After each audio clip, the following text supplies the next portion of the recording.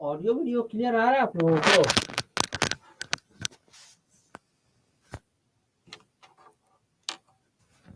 No signal दिख रहा, अभी भी नहीं दिख रहा है। Yes sir. Audio video clear हुआ? एक बार बताइए तो। हाँ हो गया, ठीक है, दिख रहा है दिख रहा है दिख रहा है। ठीक, चलिए तो बढ़िया है। तो आज हम लोग क्या करने वाले हैं? आज हम लोग उत्तर वैदिक काल खत्म करेंगे, ठीक है। कल ही हम लोग को उत्तर वैदिक काल खत्म करना था, पर चलिए अब आज ही खत्म कर लेते हैं ना। जीके जीएस की क्लास क्यों नहीं होती है? जीके जीएस की तो ये क्लास चल रही है। आपको क्या लग रहा है ये किस चीज की क्लास है?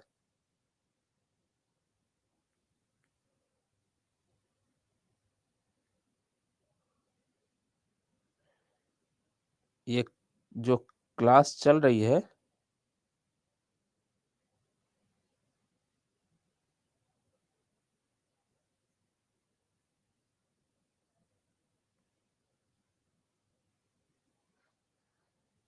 कल का पीडीएफ नहीं मिला है। कल का पीडीएफ अपलोड तो कर दिए थे हम। एक सेकंड, पूरा आज सिस्टम हिला हुआ था आज, इसी को ठीक करने में टाइम लग गया। क्या दिख रहा था आप लोग को स्टार्टिंग में, ये बताइए तो एक बार।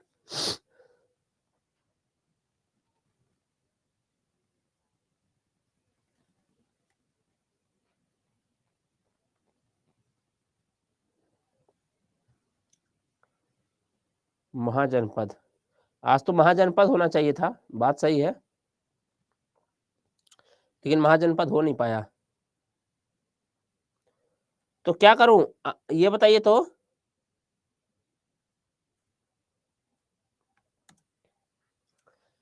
इससे पढ़ा दूं, पीडीएफ से पढ़ा दूं, या ब्लैंक पीपीटी पे पढ़ना है? ये बताइए आप लोग, फटाक से बताइए। पीपीटी पे पढ़ा दूं या ब्लैंक पे? आवाज आ रही है आप लोग को? ब्लैंक पीपीटी, ओके, ब्लैंक पे ही पढ़ लेते हैं। ठीक है, फिर ब्लैंक पे पढ़ते हैं।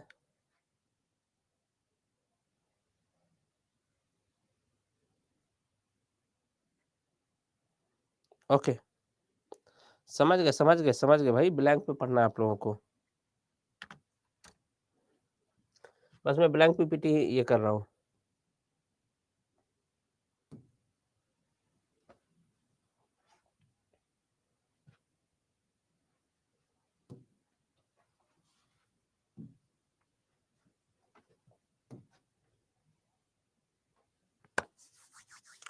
चलिए शुरू करते हैं।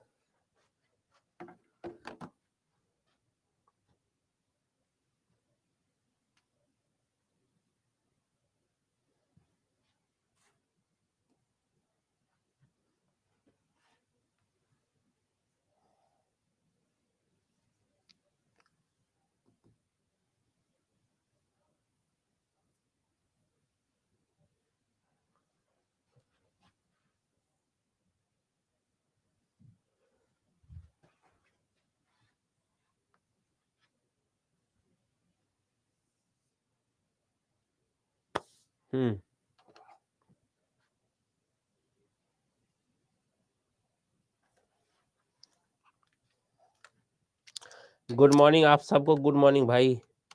आज आकर के हम अपना पहले ये ठीक किए हैं, आप लोग का प्रॉब्लम हो रहा था, नहीं दिख रहा था। चलिए अब मैं शुरू करता हूँ, ठीक है। अब आप लोग सबको सबसे पहले नमस्कार, गुड मॉर्निंग, सत श्री अकाल, अस्सलाम वालेकुम, what you feel connected with.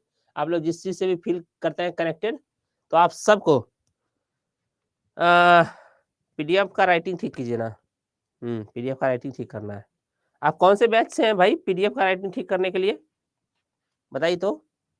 आप 4.0 से या 1.0 से हैं? क्योंकि ये प्रॉब्लम ना 1.0 वालों को था, तो हम पहले बता दें कि मेरा राइटिंग माशाअल्लाह है।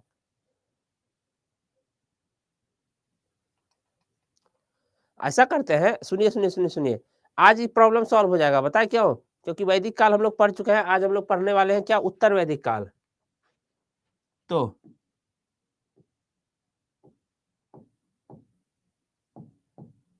उत्तर वैदिक काल में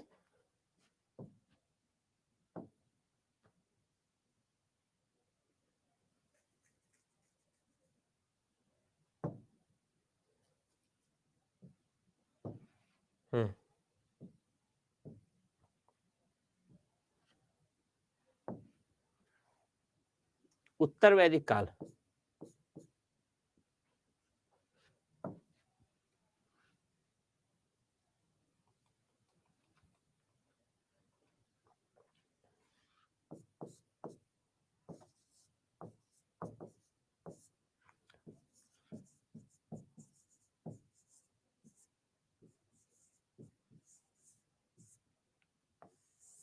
उत्तर वैदिक काल, ठीक। अब सुनिए, पढ़ाई का आज से तरीका क्या होगा, हम कुछ इंपॉर्टेंट पॉइंट लिख देंगे और इसी पॉइंट का हम आप लोग को पीडीएफ प्रोवाइड कर देंगे, ठीक। एक दूसरा चीज, रेड पेन लीजिए। रेड पेन लूं? अच्छा ठीक है, बीच बीच में रेड भी ले लेंगे। एक तो उत्तर वैदिक, इसमें इंपॉर्टेंट पॉइंट हम लिख देंगे। दूसरा चीज, कुछ अगर बड़ा पॉइंट होगा तो हम लिखा देंगे आप लोगों को, ठीक है। तो आप लोग ये ध्यान रखिएगा, उत्तर वैदिक काल का कुछ इंपॉर्टेंट पॉइंट लिखा देंगे हम। तो उत्तर वैदिक काल याद रखिए, वैदिक काल के बाद का काल है। वैदिक काल में एक ही ग्रंथ लिखे गए थे, रचे गए थे, सॉरी, कौन सा, तो ऋग्वेद। और इस काल में 3 और वेद रचे गए। सबसे पहले तो 3 वेद रचे गए, 3 वेद। अच्छा इंग्लिश लेना है ना, सॉरी ये कलर्ड, ये लेना है। 3 वेद रचे गए। कौन से तीनों वेद थे, बता सकते हैं? वही बाकी तीनों वेद, साम वेद, और कौन कौन सा वेद था बताइए जल्दी जल्दी। साम वेद के बाद यजुर्वेद,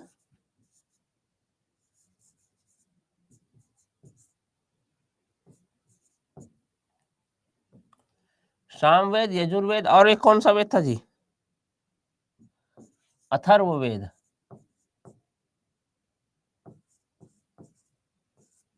ठीक है। उत्तर वैदिक काल में 3 अलग से वेद रचे गए, सामवेद, यजुर्वेद, अथर्ववेद। उसके अलावा जितना भी तरह का ग्रंथ दिखता है, वो ब्राह्मण ग्रंथ, पुराण, ये सब कुछ, उपनिषद, सब उत्तर वैदिक काल में ही रचे गए। तो बस इतना सा ये लिख दीजिए, इसके बाद के सारे ग्रंथ भी क्या हुए, उत्तर वैदिक काल में ही रचे गए, ठीक है। समाज में जो वर्ण व्यवस्था थी, वर्ण व्यवस्था क्या होने लगा, कठोर होने लगा, कठोर होने लगा।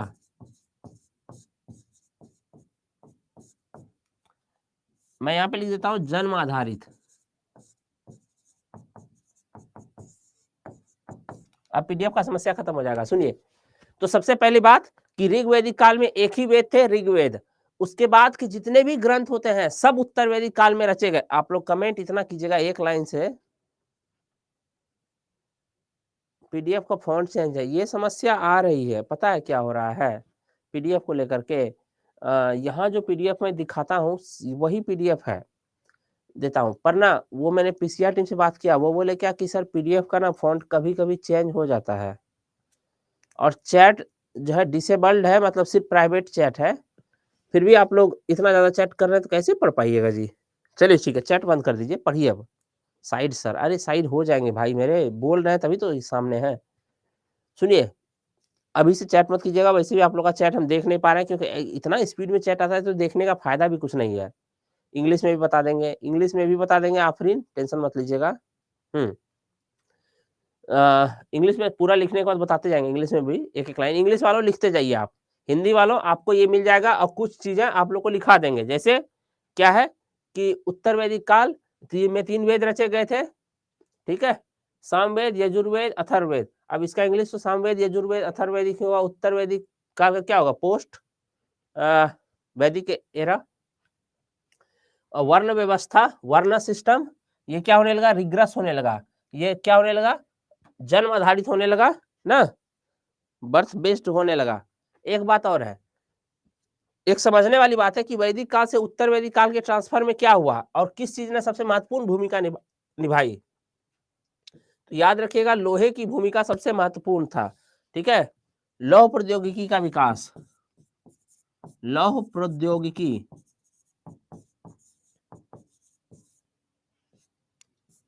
लौह प्रौद्योगिकी का विकास महत्वपूर्ण घटना था, महत्वपूर्ण घटना क्या हुआ पता है कि जब लोहे का विकास हो गया ठीक से, तब उसके बाद क्या हुआ कि जंगलों को काट करके घास के मैदान तैयार करना और चारागाह तैयार करना और खेत तैयार करना क्या हो गया, आसान हो गया। इसी वजह से उत्तर वैदिक काल इसको यहाँ से मानते हैं, क्योंकि अब समाज स्थिर होने लगा। पशुचारण सभ्यता से क्या बन गया, कृषि वाली सभ्यता में बन गया। वैदिक काल में जहाँ मुख्य कार्य क्या था, पशुपालन था, लौह प्रौद्योगिकी ने मुख्य कार्य क्या कर दिया, कृषि को बना दिया, क्योंकि बड़े बड़े खेत के मैदान बनाना आसान हो गया, जंगल काटना आसान हो गया, ठीक है। लोहे का हल बनाना आसान हो गया। इंग्लिश वाला लिखना हो तो लिखिए the beginning of the iron age, the beginning of the iron age generally associated with post Vedic era, मतलब post Vedic era period, era की जगह पीरियड लिख लीजिए। The beginning of the iron age is associated with post Vedic period, ठीक। English वालों ये लिख लीजिए आप लोग। वर्ण का व्यवस्था क्या होने लगा, कठोर होने लगा, और यही वर्ण व्यवस्था कठोर होते होते क्या बन गया, जाति व्यवस्था में। वर्ण व्यवस्था क्या था आप लोगों को पता है, पहले क्या सिस्टम था कि जिसको जो आता हो वो करो, वही वो है। जैसे कोई अगर पढ़ने लिखने में बहुत तेज है, वेदों का अध्ययन अच्छा कर लेता है, वेदों की व्याख्या अच्छा कर लेता है, तो वो क्या है, ब्राह्मण है। उसी का भाई पढ़ाई लिखाई का काम नहीं होता लेकिन बहुत बहादुर है, तो वो क्षत्रिय है। उसका एक भाई, उससे कुछ काम नहीं होता है, तो वो सबकी सेवा करेगा, वो शूद्र है। पर ये सिस्टम क्या हुआ, धीरे धीरे कठोर होने लगा। ब्राह्मण जो एक बार बन गया, उसका बेटा ब्राह्मण ही होगा ऑटोमेटिक, चाहे वो कितना भी चौपट हो। शूद्र का बेटा कितना भी विद्वान हो, वो शूद्र ही कहलाएगा। तो ये जो व्यवस्था है ना सर, 2 लाइन को बताइए सर, इंग्लिश में लिख के हिंदी में समझा दीजिए। प्रो सुमित, वैसे आपका आइडिया काफी प्रो है, बट एक बात बताऊं, यहाँ मेरे पास 350 बच्चे हैं। 350 में से ना इंग्लिश वाले मात्र 50 होंगे, मैं गारंटी के साथ कहता हूँ, 300 हिंदी में होंगे। तो इसी वजह से थोड़ा सा डोमिनेंस हिंदी का है ना। इंग्लिश में लिखा तो है, लाइन बाय लाइन लिखा रहे हैं भाई मेरे। चलिए, पॉइंट जो महत्वपूर्ण है बस वही पॉइंट ये कर रहे हैं, ठीक। उसके बाद शूद्रों की स्थिति खराब होने लगी, आप लोगों को पता है। और जब शूद्रों की स्थिति खराब होने लगी तो इससे क्या हुआ, यज्ञोपवीत धारण करने से मना कर दिया गया। वो जो जनेऊ वगैरह धारण करते हैं, हम बता रहे हैं ये बात क्यों बता रहे हैं, जनेऊ वगैरह धारण करने से मना कर दिया। जनेऊ वगैरह कौन धारण करेंगे, एक तो ब्राह्मण धारण करेंगे, दूसरे क्षत्रिय धारण करेंगे, ये लोग अपर कास्ट है। एक वैश्यों को भी दिया गया क्या, कि यज्ञोपवीत धारण कर सकते हो। क्यों, क्योंकि वैश्य के ही पैसे पे तो ऊपर का पूरा जी रहा था, क्योंकि कमाई का काम कौन कर रहा था, वैश्य कर रहा था, इसलिए वैश्यों को भी दे दिया क्या, कि तुम भी यज्ञोपवीत धारण कर सकते हो। तो जो लोग यज्ञोपवीत धारण कर सकते थे उनको द्विज कहा गया। यानी द्विज किसे कहा गया, ब्राह्मण को कहा गया, और किसे कहा गया, ब्राह्मण, क्षत्रिय और वैश्य को, ठीक है। ब्राह्मण, क्षत्रिय तथा वैश्य को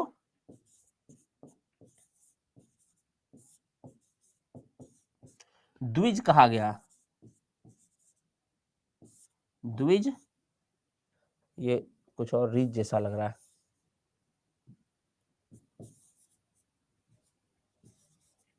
द्विज कहा गया। ब्राह्मण, क्षत्रिय और वैश्य को द्विज कहा गया। तो इंग्लिश में लिखना हो आपको, ब्राह्मण, क्षत्रिय और द्विज को, ब्राह्मण, Kshatriya and Vaishya, these 3 where called द्विज। ब्राह्मण, क्षत्रिय एंड वैश्य। अब ब्राह्मण, क्षत्रिय और वैश्य को ब्राह्मण, क्षत्रिय एंड वैश्य लिखना होगा। तो इंग्लिश वालों लिखिए, ब्राह्मण, हम एक एक लाइन लिखा देंगे, ब्राह्मण, क्षत्रिय एंड वैश्य, ब्राह्मण, Kshatriya and Vaishya, these 3 were called द्विज। ब्राह्मण, Kshatriya and Vaishya, these 3 were called द्विज, ठीक है। इन तीनों को, द्विज को क्या था, उपनयन संस्कार ये लोग कर सकते थे, उपनयन संस्कार ये तीनों कर सकते थे, ठीक है। कुछ पॉइंट आप लोग ऐसे भी लिख लीजिए, ये तीनों क्या करते थे, उपनयन संस्कार कर सकते थे, ये तीनों को उपनयन संस्कार, इसी वजह से ना द्विज कहा गया, ठीक। He was the entitled to upanayan sanskar, he was the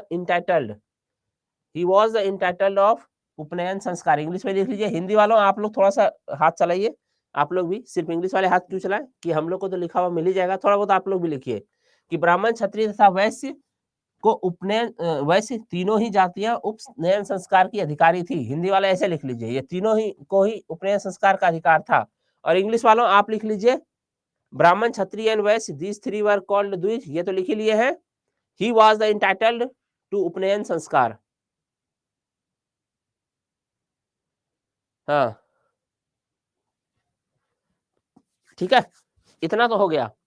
उत्तर वैदिक काल सुन लीजिए, वैदिक काल से उत्तर वैदिक काल में क्यों ट्रांसफर हुए, क्योंकि सबसे पहले तो लौह प्रौद्योगिकी का विकास हुआ, समझा देते हैं, फिर तो पहले भी समझा चुका है। लौह प्रौद्योगिकी के विकास ने क्या किया, जंगलों को काट के चारागाह बनाना और खेत बनाना आसान कर दिया, और खेती कार्य को भी आसान कर दिया, क्योंकि खेती के कार्य के लिए क्या चाहिए था, हथियार चाहिए था, जिससे खेती के कृषि के औजार बनाए जा सके, कुछ जंगली जानवरों से रक्षा के लिए भी औजार बनाए जा सके, वो सब लौह प्रौद्योगिकी ने क्या किया, आसान कर दिया। एक दूसरा चीज क्या हुआ, जब समाज स्थिर हो गया, खेती करने लगा मतलब स्थिर हो गया, घूम घूम के तो खेती कर नहीं सकते हैं, स्थिर हो गया, जब स्थिर हो गया धीरे धीरे, तब और भी ज्यादा वेद रचे गए।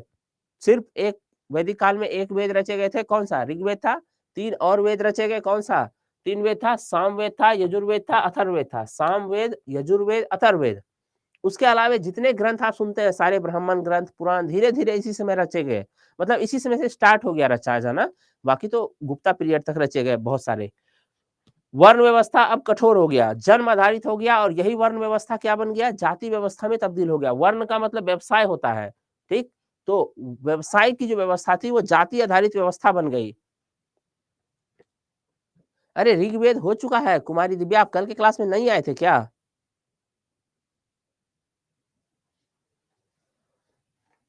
आप कल के क्लास में आए थे, ये बताइए तो पहले। ऋग्वेदिक काल का विषय 1000 BC से 600 500 BC तक। सुनिए, कहीं कहीं 600 भी रहता है, कहीं कहीं 600 भी रहता है, पर आके देख के बोलिएगा मत कि एक जगह 600 हम देखे हैं सर, आप गलत लिखे हैं। 500 600 दोनों रहता है, ठीक। तो चांदनी 600, आज चांदनी ने लिख भी दिया, चलो मैं भी लिख ही देता हूँ भाई, कम से कम आप लोग ये तो नहीं कहिएगा ना, क्योंकि 500 600 दोनों रहता है, 600 ज्यादा रहता है। हाँ ठीक है, कोई बात नहीं है। हाँ अब सुनिए आगे, लौह प्रौद्योगिकी के विकास से ये तो हो चुका है, वर्ण व्यवस्था कठोर होने लगा। जब वर्ण व्यवस्था कठोर होने लगा तो ब्राह्मण, क्षत्रिय और वैश्य, इन तीनों को दिया गया कि तुम लोग यज्ञोपवीत धारण कर सकते थे, उपनयन संस्कार कर सकते थे। जब तीनों उपनयन, इसीलिए इन तीनों को क्या कहा गया, इन तीनों को द्विज कहा गया, द्विज शब्द। तो द्विज शब्द पूछा जा सकता है किस चीज के लिए प्रयुक्त होता है द्विज शब्द, ठीक। बाकी आप सीधा सीधा ये सब वैसे तो समझने वाली चीज है कि उत्तर वैदिक काल में आकर के क्या हुआ, स्त्रियों की स्थिति में गिरावट आने लगी। जो हम लोग कल पढ़े थे कि स्त्रियां सभा और समिति में भाग लेती थी, कब, वैदिक काल में उनको सभा और समिति में भाग लेने से वंचित कर दिया गया। ऋग्वेद के कई सारे श्लोक स्त्रियां लिखती थी। हम लोगों ने कुछ विदुषी स्त्रियों का नाम सुना था ना, क्या था नाम, लोपामुद्रा। अभी इसको लिखाएंगे नहीं, इसको तो मिटा देंगे। लोपामुद्रा कल देखा था हमने, और क्या देखा था, अपाला देखा था। ये सब स्त्रियां विदुषी स्त्रियां थी जो पार्टिसिपेट करती थी सभा समिति में। इनफैक्ट इन लोगों ने ऋग्वेद के श्लोक भी रचे थे। आगे चल के क्या हुआ, श्लोक रचना तो दूर, वेदों को पढ़ने से भी क्या कर दिया गया, महिलाओं को वंचित कर दिया गया, ठीक। श्लोक रचने की जगह पे क्या हुआ, महिलाओं की स्थिति में गिरावट है। अभी देखिए इस चीज को हम लिखना है तो लिख लीजिए, हाँ लिख ही लीजिए जी। तो ये चीज समझ गए, तो अब इस पॉइंट को लिख लीजिए। इस काल में स्त्रियों की दशा में गिरावट आई, इस काल में स्त्रियों की दशा में गिरावट आई, लिखिए तो, महिलाओं की स्थिति में इस काल में स्त्रियों की दशा में गिरावट आई, स्त्रियों को उपनयन संस्कार करने से रोक दिया गया। इस काल में स्त्रियों, इंग्लिश में भी बोल रहे हैं, इस काल में स्त्रियों की स्थिति में गिरावट आई तथा उन्हें उपनयन संस्कार से प्रतिबंधित कर दिया गया, ठीक। जल्दी जल्दी मैं लिख देता हूं, स्त्रियों को उपनयन संस्कार, उपनयन संस्कार से प्रतिबंधित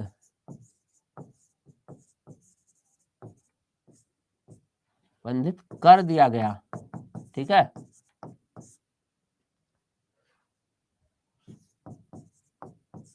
कर दिया गया। इंग्लिश में लिखना हो इसको,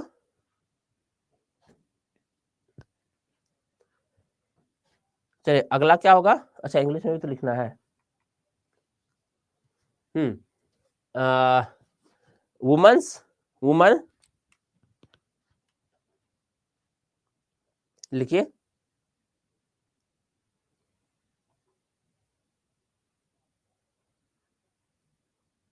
वुमन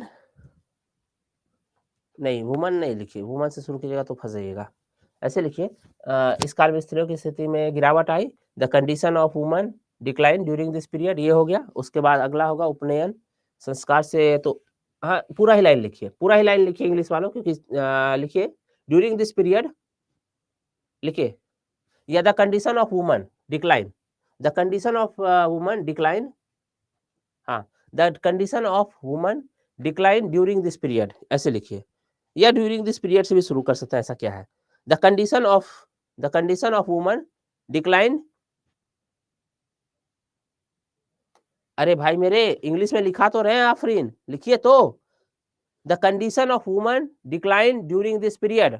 कमेंट सेक्शन में लिखने की जगह आप लोग इसमें लिखिए सर, अब पीपीटी भी डाल देंगे, ठीक पीपीटी भी डाल देंगे, उसमें भी आपको इंग्लिश में मिल जाएगा। लेकिन हाँ आप लोग यहाँ पे लिखिए, इंग्लिश में भी हिंदी में भी ये वाला लाइन लिखाए थे कि महिलाओं की स्थिति इस दौरान क्या हुई, बिगड़ी, गिरावट आई, तो लिखिए the condition of woman decline during this period, उपनयन रिट्स या संस्कार, हाँ रिट्स ही होगा, RI रिट्स, हाँ उपनयन अधिकारी नहीं रही तो उपनयन रिट्स होगा, RITES रिट्स।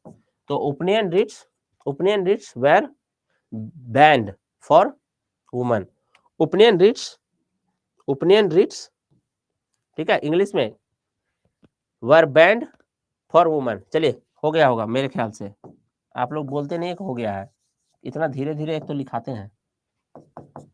चलिए महिलाओं का स्थिति में गिरावट आया और उनको उपनयन संस्कार से प्रतिबंधित कर दिया गया।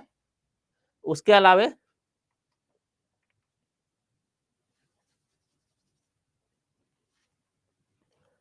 महिलाओं की स्थिति में ही आगे लिखिए,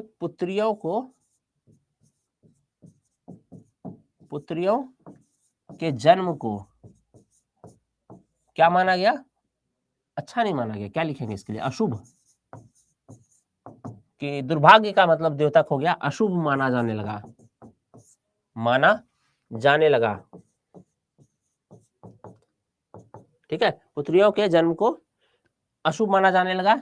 इनफैक्ट ऐतरेय ब्राह्मण में,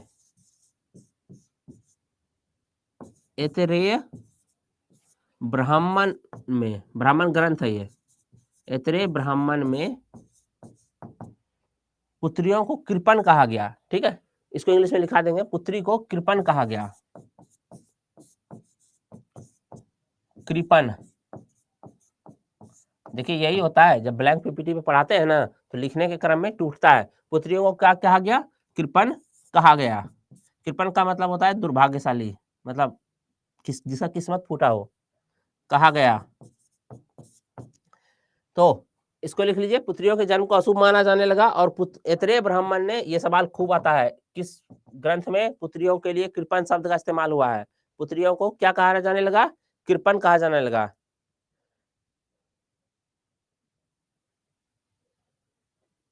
पीडीएफ ना ना ना ना, अब आप लोग ब्लैंक पीपीटी पे पढ़िए, पीडीएफ पे पढ़ेंगे तो फिर झूठ मूठ का, इसी पे पढ़िए, ब्लैंक पीपीटी पे पढ़िए, ज्यादा बेहतर रहेगा। मुझे भी जो चीजें हैं वो मैं कराता जा रहा हूँ, ठीक है, आप लोग टेंशन मत लीजिए जी, हम सारा करा देंगे। चलिए लिखिए, इन ऐतरेय ब्राह्मण लिखिए, the daughter has been called kripan, the daughter has been called kripan, in Aitareya Brahmana the daughter has been called kripan, बस खत्म। In Aitareya Brahmana the daughter has been called kripan, ठीक है, हाँ ठीक है, बबली को क्लास अच्छा लगता है, पीडीएफ नहीं, ठीक है। चलिए द लिखिए, in Aitareya Brahmana the daughter has been called kripan, चलिए इतना हो गया, हाँ निशा खातून, डन। हाँ, ऐसे ही तो डन लिख दीजिए तो समझ में आ जाएगा, ठीक है। चलिए, इसके अलावे और कुछ है वुमेन राइट्स के लिए? हाँ, बाकी तो ये चीज़ है, कॉमन सेंस की बात है कि महिलाओं को सभा और समिति में बैन कर दिया गया था, ठीक है। तो women's right from associated participate in Sabha और समिति हैज़ बीन बैंड, ये तो हो गया। महिलाओं को और इसमें जितना स्थिति में गिरावट आ सकता है सब हो गया था। महिलाओं को पैतृक संपत्ति से बैन कर दिया गया, जो आज तक लागू है, पैतृक संपत्ति से बैन। चलिए, महिलाओं के बारे में इतना काफ़ी है इस काल में, ठीक है। उसके बाद पेशा के लिए हम आप लोग को बता चुके थे कि पशुपालन की जगह पे पशुपालन के स्थान पर क्या बन गया था जी? मुख्य पेशा बता सकते हैं आप लोग? स्थान पर कृषि प्रमुख क्या बन गया था? ऑक्यूपेशन, पेशा हो गया था, पेशा बन गया। पशुपालन के स्थान पे कृषि प्रमुख पेशा बन गया, ठीक। लोहा के खोज से क्या हुआ और लोहा के औजार बनने से क्या हुआ? कृषि क्रांति एक तरह से आ गई, ठीक। एक और अगर पॉइंट लिखना हो तो लिख लीजिए कि यजुर्वेद ने क्या कहा है? यजुर्वेद, हाँ यजुर्वेद था। यजुर्वेद में लोहा को, ये क्या हो गया?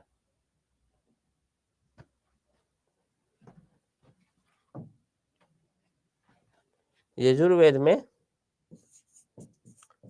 लोहा को श्याम अयस कहा गया है, श्याम अयस कहा गया। अब देखिए, थोड़ा तो लगेगा ना, जब लिख के करेंगे तो थोड़ा तो क्लास रुका सा फील होगा ना। ये चीज अगर लिखा हुआ पीडीएफ पे होता तो हमको ना तो याद करने की जरूरत होता, हम सीधा लाइन बाय लाइन समझाते जाते। पर ठीक है, तो थोड़ा सा तो वो चीज करना होगा ना, क्योंकि मुझे लिखना भी होता है, ठीक है। इन दोनों को इंग्लिश में सुन लीजिए। पशुपालन के स्थान पे प्रमुख कृषि प्रमुख पेशा बन गया कब? उत्तर वैदिक काल में। और यजुर्वेद में लोहे को क्या कहा गया है? श्याम अयस कहा गया है। लोहे के लिए कौन सा शब्द आया है? श्याम अयस। यजुर्वेद में लोहे को श्याम अयस कहा गया है, या कृष्ण अयस भी कहीं कहीं पे लिखा हुआ रहता है आपको, ठीक है। श्याम अयस और कृष्ण अयस, श्याम और कृष्ण एक ही हुए ना, ठीक है। कन्हैया अयस अब मत कर लीजिएगा। तो ये दोनों चीज, अब इन दोनों को इंग्लिश वालों आप लोग थोड़ा सा इसको लिख लीजिए, दोनों चीज को, तो ठीक है। क्या लिखेंगे? ड्यूरिंग दिस पीरियड, पहला वाला line, during this period agriculture become the first occupation. During this period agriculture become the first occupation, ठीक है। क्या लिखेंगे? इंस्टीड ऑफ पशुपालन, एनिमल हस्बेंड्री, ठीक है, लिख लीजिए instead of animal husbandry. During this period agriculture become the first occupation instead of animal husbandry, done हो गया, ठीक है। सर इंग्लिश, श्रुति 2 मिनट वेट क्या कर रही है, बना तो रहे। अच्छा, डन हो भी गया, लिख भी लिया। अगला, इन शतपथ ब्राह्मण, नहीं शतपथ ब्राह्मण नहीं, sorry, in Yajurveda, in Yajurveda, in Yajurveda iron, iron, in Yajurveda iron have been called shyam ayas. और इसको दूसरे तरीके से भी लिख सकते हैं, in Yajurveda shyam ayas have been used for iron और कॉल्ड फॉर आयरन, ठीक है। In Yajurveda shyam ayas have been used for iron. कृष्ण अयस भी लिख ही लीजिए, क्योंकि कृष्ण अयस रहता है, मैंने दोनों चीज देखा है। तो आप लोग कृष्ण अयस क्या लिख दूं? यहाँ पे मैं ऑब्लिक दे करके नीचे लिख देता हूं कृष्ण अयस, छोटा सा। इंग्लिश में आप लोग श्याम अयस ऑब्लिक कृष्ण अयस कर लीजिए, कृष्ण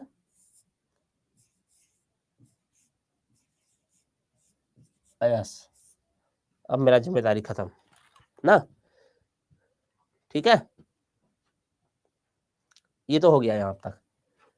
तो अब अगला,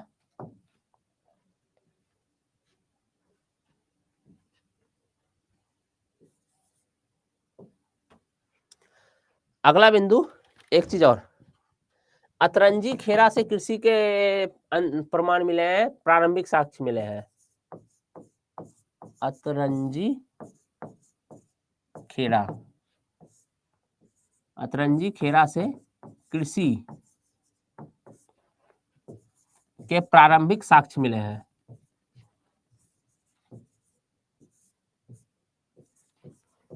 साक्ष्य मिले हैं।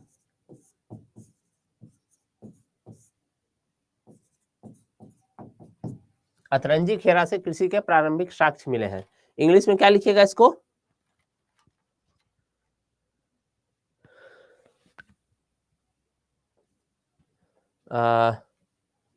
इसको लिखेंगे इसके लिए the evidence related to agriculture, the evidence related to agriculture, हाँ, the evidence related to agriculture were found for the first time, प्रारंभिक साक्ष्य for the first time in Atranji Khera. Atranji Khera का स्पेलिंग लिखना हो तो अतरंजी खेरा, अतरंजी खेरा, अतरंजी खेरा, अतरंजी खेरा, खेरा होगा या खेड़ा? हाँ, खेड़ा होगा। अतरंजी खेरा, या आप लोग को अगर कोई अच्छा स्पेलिंग दिख रहा हो तो वो लिख लीजिए। मैंने अंदाज से लिख दिया कि मेरे ख्याल से यही होना चाहिए, अतरंजी खेरा। चलिए, the evidence related to agriculture were found for the first time in Atranji Khera. Done हो गया होगा? अरे वो पता नहीं बीच में पेज कहाँ से आ गया, ऐसा लग रहा है जैसे कि हम थोड़ी लाए हैं, जबकि इसके बाद वाला फिर वाइट ही है। देखिए वाइट ही है ना, बीच में एक पेज खाली खाली दिखेगा। मैं मिटा के लिख दूं क्या उसका इस पे?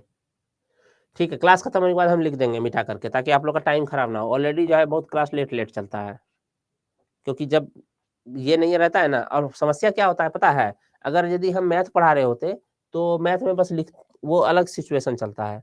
ठीक है, आप लोग को लिखाएंगे तो हमको कुछ देना तो होगा। Not clear, not clear, no sir, आगे बढ़िए। ठीक है, क्या क्लियर नहीं हुआ? सोना एक बार बता दीजिए क्या क्लियर नहीं हुआ। देखिए, उत्तर वैदिक काल में प्रारंभिक काम कृषि नहीं था, पशुपालन था। द्वितीयक में कृषि था, अगल बगल क्यारी वारी में कुछ उपजा लेते थे, ठीक है, धनिया वगैरह। लेकिन उत्तर वैदिक काल में आके पशुपालन सेकेंडरी हो गया और कृषि प्राथमिक हो गया। और पहला जो साक्ष्य मिलता है कृषि का, वो कहाँ से मिलता है? अतरंजी खेरा से मिलता है। ठीक है, इतना तो हो गया। उसके बाद और कुछ है तो हाँ, एक दो चीज लिख लीजिए। नहीं, निष्क के बारे में लिखना है कि निष्क जो पहले आभूषण था, अब उसे मुद्रा मान लिया गया। एक निष्क नाम का हम लोग पढ़े थे, निष्क, याद है? पढ़े थे ना निष्क को? निष्क क्या था? आभूषण था, आभूषण था। कब आभूषण था? वैदिक काल में, वैदिक काल में। ठीक, यही निष्क क्या बन गया? ये निष्क क्या बन गया? मुद्रा बन गया, मुद्रा बन गया। कब? उत्तर वैदिक काल में।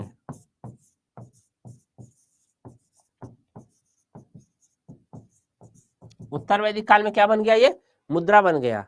ठीक, उसके बाद ड्यूरिंग दिस लिखना हो ये वाला भी।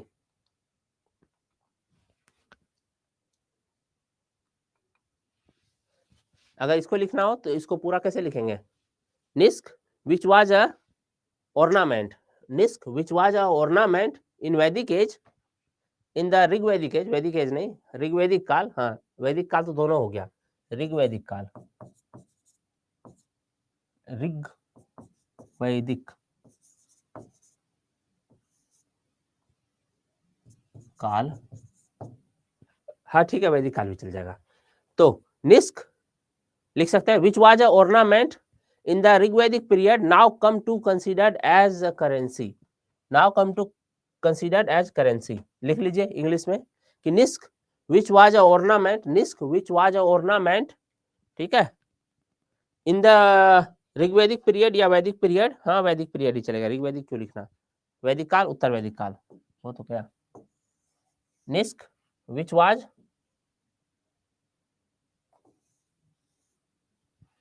which was a ornament in the Vedic period, now come to be considered as a currency। हो गया खत्म। हाँ, डन, बहुत अच्छा।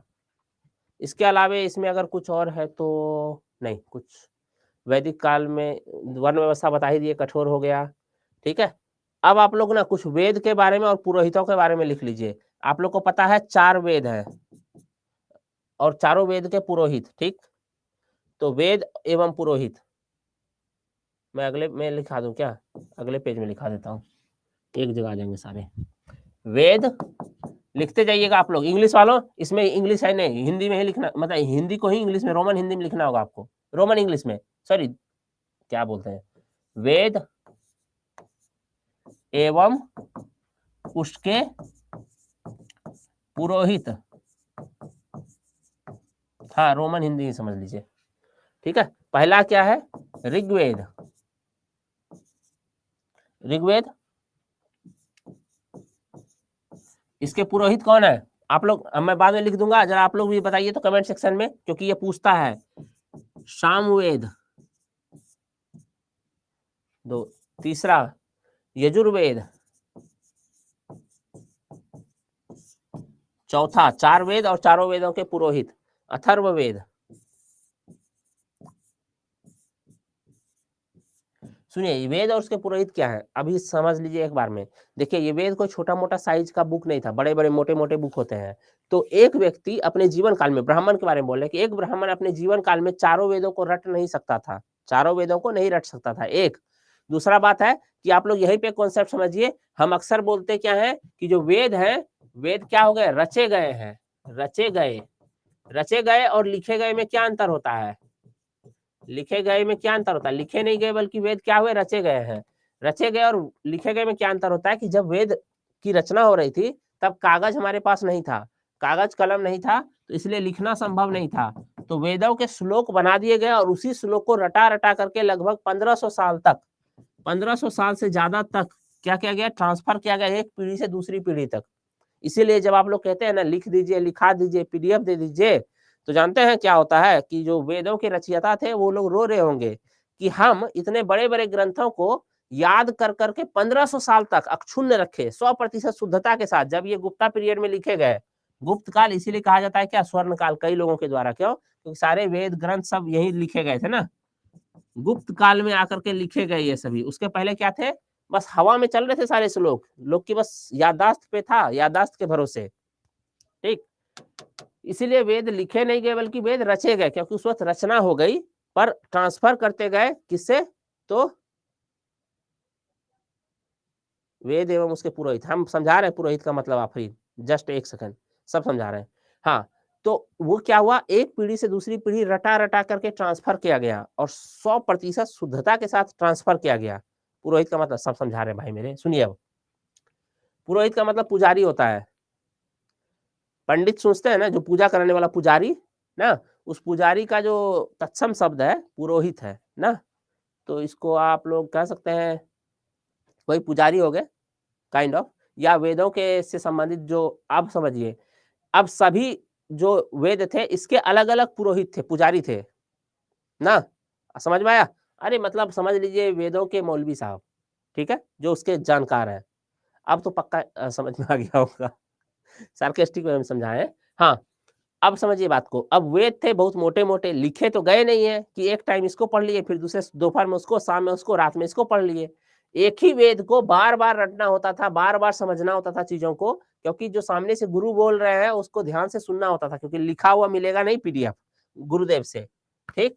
तो क्या होता था कि एक व्यक्ति एक वेद को पकड़ लेता था, ठीक जैसे कि डॉक्टर को देखे होंगे कि डॉक्टर क्या करता है, या तो नाक कान गले का डॉक्टर बन जाता है, हड्डी का डॉक्टर बन जाता है, हार्ट का डॉक्टर, कार्डियोलॉजिस्ट बन जाता है, ठीक है, या गायनी रख लेता है, मतलब कोई एक स्पेशलिस्ट पोर्शन रख लेता है, और वो उसको, जैसे आंख कान गले का है या हड्डी का डॉक्टर है, तो उसको बाकी जगह क्या चल रहा है कुछ पता नहीं है ना। आंख कान गले का अगर डॉक्टर है, बाकी बॉडी में क्या चल रहा है कुछ पता नहीं। मुन्ना भाई एमबीबीएस का डायलॉग सुने, अपने को पूरा होल बॉडी का डॉक्टर बनना है। अरे उंगली के डॉक्टर को पता ही नहीं है कि अंगूठे में क्या चल रहा है ना, पैर के अंगूठे में क्या चल रहा है। तो वही वाला बात है। तो सुनिए, हर वेद को अलग अलग व्यक्ति क्या होता था, उसका एक्सपर्ट बन जाता था। जैसे लॉ में क्या होता है, कोई क्रिमिनल लॉयर बन जाता है, कोई फैमिली लॉयर बन जाता है, कोई सिविल सूट के लिए बन जाता है एक्सपर्ट। तो सारे लोग अलग अलग ब्राह्मण क्या हुआ, अलग अलग वेद के एक्सपर्ट बन गए। तो सभी वेदों के एक्सपर्ट के लिए एक शब्द बोला जाने लगा कि अच्छा तो तुम ऋग्वेद को जानते हो, तो ऋग्वेद के क्या कहते हैं, होता या होत्री कहते हैं। होता भी रहता है कई जगह और होत्री भी रहता है। तो जो ऋग्वेद का एक्सपर्ट हुआ वो या तो होता कहलाया या होत्री कहलाया। होता ज्यादा चलता है, ठीक, कि अच्छा होता है। अगर कोई बोला अपने आप को हम होता है, तो इसका मतलब है कि वो ऋग्वेद का एक्सपर्ट है, उसको ऋग्वेद अक्षुण्ण याद है, बिल्कुल श्लोक बाय श्लोक, ठीक। अगर कोई सामवेद का है तो वो कौन होगा, उद्गाता होगा, उद्गाता, ठीक, सामवेद का उद्गाता। और कुछ बताइए। अब इसका इंग्लिश नहीं होगा, ऋग्वेद, होता, सामवेद, उद्गाता, यजुर्वेद और अथर्ववेद का बता दीजिए आप लोग। यजुर्वेद का क्या होगा जी, बताइए ना, आप लोग यही याद रखे हैं, पूछता है इसका। अधुआ नहीं होता है भाई, अर्धवयु होता है, अधुआ, अधर्वयु, ऐसा कुछ, अध्वर्यु, अध्वर्य, अध्वर्य, हाँ अध्वर्य होगा, ठीक है। हाँ आफरीन ने सही लिखा है, बहुत अच्छा। और इसका क्या होता है जी, अथर्ववेद का क्या होता है, कौन बताएगा। इसका ब्रह्म होता है, और कोई होता है, कई जगह दो दो नाम रहते हैं, ब्रह्मा, ठीक है, ब्रह्म या ब्रह्मा जो कर लीजिए। चलिए इसको मैं मिटा देता हूँ, ये समझाने के लिए था। इंग्लिश में अब हम इसको नहीं बोलेंगे, क्योंकि इंग्लिश में क्या ही बोल लेंगे। इंग्लिश वाले लिखिए ऋग्वेद का होता, बहुत अजीब लगेगा, इसको खुद ही लिख लीजिए, वेद एंड इट्स पुरोहित, ठीक है। ये तो चारों वेद, हाँ इसको याद कर लीजिएगा, ये इंपॉर्टेंट है, पूछता है।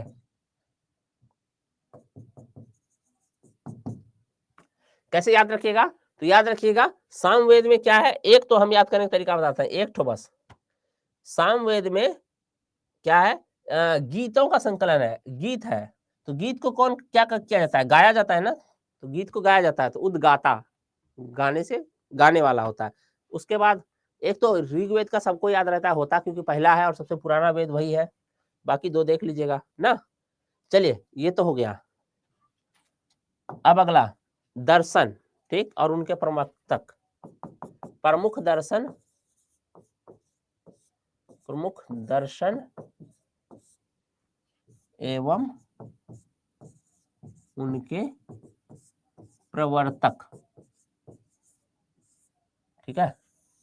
इंग्लिश में इसको प्रमुख दर्शन और उसके प्रवर्तक के लिए क्या शब्द यूज कीजिएगा आप लोग, main philosophies and, main philosophies या फिलोसफीज, हाँ मेन ही होगा, या मेजर लिख लीजिए, मेजर फिलोसफीज एंड देयर, क्या प्रवर्तक को क्या बोलेंगे, ओरिजिनेटर बोलेंगे, हाँ ओरिजिनेटर भी तो चली जाएगा, ठीक है। Major philosophies and their originator, ठीक है। इतना इंग्लिश काफी है। अब शुरू करते हैं हिंदी में, और आप लोग अपना लिखते जाइएगा। देखिए आप लोग को यहीं पे मैं दर्शन समझा देता हूँ, अब यहाँ से थोड़ा सा क्लास समझने वाला है। ध्यान से आप लोग 10 मिनट बिना कोई कमेंट सेक्शन में कमेंट किए आप लोग सुनिएगा ध्यान से। अभी हम समझा रहे हैं, फिर मैं लिखा दूंगा।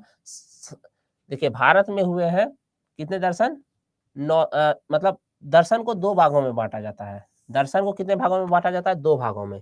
एक होता है आस्तिक दर्शन, आस्तिक दर्शन, एक होता है नास्तिक दर्शन, नास्तिक दर्शन, ठीक, आस्तिक दर्शन और नास्तिक दर्शन। अब आस्तिक और नास्तिक का क्या मतलब होता है, तो बॉलीवुड हम लोग को समझाया है कि जो भगवान में माने वो आस्तिक है, और जो भगवान को ना माने वो नास्तिक है। पहले जो एंग्री यंग मैन का किरदार आता था, जैसे जिसको अमिताभ बच्चन वगैरह रोल करते थे, तो जब कहते थे हम नास्तिक है, और बाद में जब वो टूटे हारे लास्ट में अंतिम लड़ाई के लिए विलन से जाते थे मंदिर में आशीर्वाद लेने, तो पहला डायलॉग होता था, आज खुश तो बहुत हो गए तुम कि तुम्हारे दरबार पे आए हैं। मतलब नास्तिक से आस्तिक बन गए। पर ऐसा कुछ दर्शन में नहीं होता है, ठीक। आस्तिक और नास्तिक का मतलब क्या होता है, कि जो वेदों में आस्था रखे, वेद में आस्था, तो आस्तिक। वेद में आस्था नहीं, वेदों को खारिज करे कि बेकार है, मतलब बस यूं ही है, कुछ है नहीं, वेद वेद जो लिखा हुआ है सही नहीं लिखा हुआ है, या काफी गलत वलत लिखा हुआ है, तो वो सब क्या है, नास्तिक है, ठीक। आस्तिक और नास्तिक का इतना ही मतलब है। अब यहीं से आप भगवान का लिंक जोड़ सकते हैं कि जितने भी देवी देवता हैं, भगवान हिंदू देवी देवता है, उन सब का आधार तो वेद ही है। तो वेद में नहीं मानना मतलब भगवान में नहीं मानना, ये बात सही है। लेकिन जब आप कहते हैं कि हम भगवान में नहीं मानते हैं इसीलिए हम नास्तिक हैं, तो सिर्फ आप हिंदू देवी देवताओं की बात नहीं करते हैं। तब ऐसे में नास्तिक वो लोग भी कहे जाते हैं जो, जैसे कोई मुसलमान है और वो कहे हमको अल्लाह में यकीन नहीं है, वो भी नास्तिक है उस सेंस में। या गॉड में यकीन नहीं, वो भी नास्तिक नहीं है। तो भगवान में नहीं मानना एक ब्लैंकेट स्टेटमेंट है, गॉड में बिलीव नहीं करना, ठीक। लेकिन जो असल मतलब होता है कि वेदों में अगर आस्था है तो आस्तिक है, वेदों में आस्था नहीं है तो नास्तिक है, ठीक। अब आस्तिक दर्शन कितने हुए हैं? 6 हुए हैं। इसलिए इसे क्या कहा जाता है? षड दर्शन कहा जाता है या सठ दर्शन, जिसमें संख्या कितनी है? 6 है। और नास्तिक दर्शन जितना तरह का दर्शन है सब है, लेकिन प्रमुखता इसमें नास्तिक दर्शन में 3 है। प्रमुख कितने हैं? 3 है। 3 में से 2 को बहुत डिटेल में पढ़ना है। जो 3 में से 2 कौन से डिटेल में पढ़ने हैं? तो एक पढ़ना है बौद्ध दर्शन और दूसरा पढ़ना है जैन दर्शन। तो इसके लिए बस हम इतना सा लिख के खत्म कर देते हैं आज का कहानी, ठीक है। तो 3 दर्शन नास्तिक दर्शन है, जिसमें से एक है बौद्ध, दूसरा है जैन। इन दोनों के लिए इतना काफी है अभी के लिए, क्योंकि दोनों के लिए अलग अलग टॉपिक है, 1-1 घंटा हम लोग पढ़ेंगे एक दिन। और जो तीसरा दर्शन है ये बहुत खतरनाक है। अभी आप में से ज्यादातर लोग इसी दर्शन के क्या होंगे? वो होंगे मानने वाले। उसका नाम है चार्वाक। सुने हैं? चार्वाक दर्शन का नाम कौन कौन सुना है जी? जरा बताइए तो, कौन कौन सुना है चार्वाक का नाम? चार्वाक दर्शन। चार्वाक दर्शन क्या मानता है पता है? देखिए, जैन और बौद्ध मानता है कि भगवान, मतलब भगवान पे अलग अलग इनके विचार है, स्पिरिचुअल लाइफ इनका भी है। इनका भी उद्देश्य ये है कि भाई कुछ अच्छा काम करो और इस जन्म में मरने के बाद बोर्ड पीडीएफ दीजिएगा प्लीज। हाँ ठीक है, दे देंगे। सुनिए, नहीं सुने हैं कोई बात नहीं है, आपको भी नहीं पता, अभी पता चल जाएगा। अभी लगेगा अरे भले हमको नाम पता नहीं था पर हम फॉलो तो इसी को कर रहे थे। आप लोगों को लगेगा कि भले हमको नाम पता नहीं था लेकिन फॉलो इसी को कर रहे थे। तब सुनिए, अब षड दर्शन जिसके बारे में अभी लिखाएंगे, चिंता नहीं करना है कि 6 तो बताया ही नहीं। तो ये जो 6 दर्शन है जिसको षड दर्शन बोलते हैं, षड दर्शन क्यों बोलते हैं? क्योंकि 6 है इसलिए षड है। अगर 5 होता तो पंच दर्शन बोलते हैं। तो षड मतलब इसका मतलब कुछ और नहीं, संख्या से षड आया, षड संस्कृत में 6 को बोलते हैं। सुनिए अब, तो जो षड दर्शन है ये मानता है भगवान में कि अच्छा कर्म करो, ठीक, उसके बाद मोक्ष की प्राप्ति होगी, आत्मा तुम्हारी परमात्मा में विलीन हो जाएगी, ये मानता है। इस नास्तिक में से जो जैन और बौद्ध कहता है देखो अच्छा कर्म करना चाहिए, लेकिन इसलिए नहीं कि जो हिंदुओं के परमात्मा है उसमें तुम्हारा आत्मा का विलीन हो जाए, उसके लिए नहीं, कुछ और है इसका मतलब। मोक्ष प्राप्ति का उद्देश्य बौद्ध में कुछ अलग है, जैन में कुछ अलग है। अब चार्वाक क्या कहता है? चार्वाक इन सब से अलग है। चार्वाक क्या कहता है? देखो भाई, जो कुछ है ना इसी धरती पर है और इसी जीवन में है। एक बार निपट गए ना तो ना ऊपर भगवान है, ना स्वर्ग है, ना नरक है। चाहे बढ़िया काम करो, जीवन भर पुण्य ही पुण्य करो, फिर भी स्वर्ग नहीं मिलने वाला। जीवन भर पाप ही पाप करो, फिर भी नरक नहीं मिलने वाला। जो कुछ भी है इसी धरती पर है, ऊपर सब कुछ शून्य शून्य है, कुछ भी नहीं गगन में। इनके कवि कहते हैं ना, धर्मराज जो कुछ भी है इस धरती के जीवन में। और इसका एक प्रमुख श्लोक है, बड़ा सुने होंगे, संस्कृत में है कि यावत जीवेत सुखम जीवेत, यानी जब तक जियो सुख से जियो। ऋणम कृत्वा घृतम पिबेत, चाहे कर्ज लेके घी पीना पड़े, ऋण लेकर के घी पियो, उस समय घी पीना बड़ी बात होती होगी, चाहे घी कर्ज लेके क्यों ना पीना पड़े, मरने के बाद कुछ नहीं है, पाप पुण्य कुछ नहीं है, सब इसी धरती पर है, इसके अलावा कुछ नहीं है। अब बताइए आप लोग चार्वाक को फॉलो करते हैं कि नहीं? ना तो मतलब किसी से कोई लेना देना नहीं है, ना सोसाइटी से लेना देना, ना समाज से लेना देना, ना किसी चीज से लेना देना है, कुछ नहीं लेना देना है, ठीक है। तो अभी के लिए चार्वाक के जो सबसे बड़े पुरोहित हैं, प्रीस्ट है, मौलवी साहब है इस धरती पर, वो है हनी सिंह। 4 बोतल वोड का काम मेरा रोज का, बाकी दुनिया जाए भाड़ में। चलिए, तो नास्तिक दर्शन के लिए अभी के लिए इतना काफी है, चार्वाक के लिए इतना काफी है। चार्वाक में इससे ज्यादा नहीं पढ़ना है। हाँ, बौद्ध और जैन को नहीं पढ़ रहे हैं यहाँ पे, क्यों? क्योंकि बौद्ध और जैन के लिए अलग से स्पेशल क्लासेस हैं, ठीक है। आगे बढ़ते हैं हम लोग। तो आप में से कुछ लोग धार्मिक भी होंगे, तो अब जो 6 आस्तिक दर्शन है इसके बारे में देख लेते हैं और इसके पुरोहितों का देख लेते हैं। ये मैं दे दूंगा पीडीएफ, क्या ये चाहिए पीडीएफ? ये वाला भी चाहिए? मानवता को भूल जाएंगे। देखिए ठीक है, तो मैंने समझाने के लिए बता दिया। अच्छा है कि आप लोग इस उम्र में आके चार्वाक को नहीं मानते हैं। तो वेद में आस्था नहीं, आस्था नहीं। अब आके आप लोगों को जो षड दर्शन है, आस्तिक दर्शन है, वो मैं बता देता हूँ, ठीक है। षड दर्शन,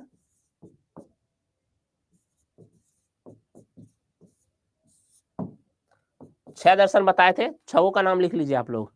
क्या क्या लिखिएगा, कुछ के नाम तो आप लोग को पता होगा, और आप लोग प्रवर्तक का भी नाम बोलिए। योग है दूसरा, योग के बाद क्या है, न्याय है। प्रवर्तक का नाम आप लोग लिखते जाइए तो फटाफट फटाफट, ठीक है। उत्तर मीमांसा है, ठीक। उत्तर मीमांसा, पहले पूर्व मीमांसा लिखना चाहिए तब उत्तर मीमांसा ये सूट करता है। पूर्व मीमांसा 4, उत्तर मीमांसा 5,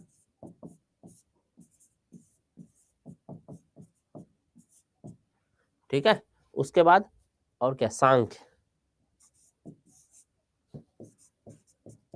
सांख्य इसकी शिक्षाएं सबसे पहले लेने गए थे गौतम बुद्ध। 5 हो गया, और छठा कौन सा होगा जी, न्याय हो गया, योग हो गया, न्याय हो गया, पूर्व मीमांसा, उत्तर मीमांसा, सांख्य हो गया। एक क्या, वैशेषिक। छठा क्या है, वैशेषिक,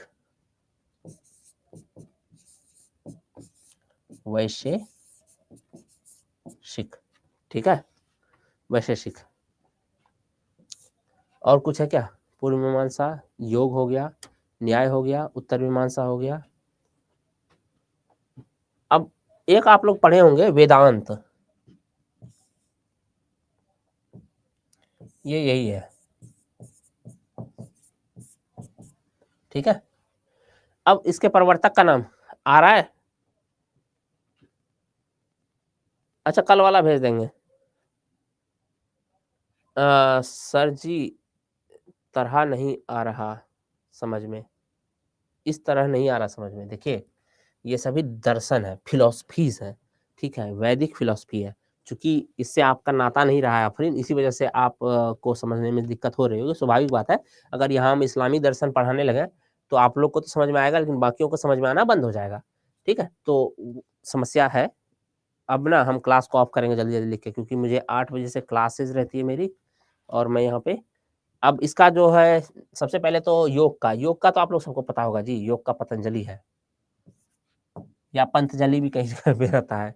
क्या होगा, पतंजलि या पंतजलि, पतंजलि, ठीक है, क्या होगा, पतंजलि। हाँ, और इंग्लिश वालों, इंग्लिश में आप लोग खुद ही लिख लीजिए, क्योंकि इसमें कुछ है नहीं, ये सभी दर्शन है।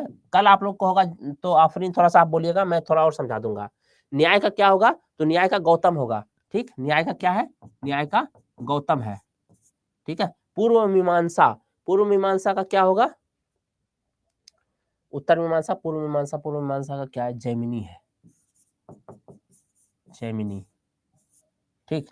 और उत्तर मीमांसा, उत्तर मीमांसा का या इसका बादरायन है, बादरायन। और सांख्य दर्शन का, तो सांख्य का तो ये है कपिल, कपिल मुनि, कपिल मुनि, कपिल मुनि, हाँ कपिल।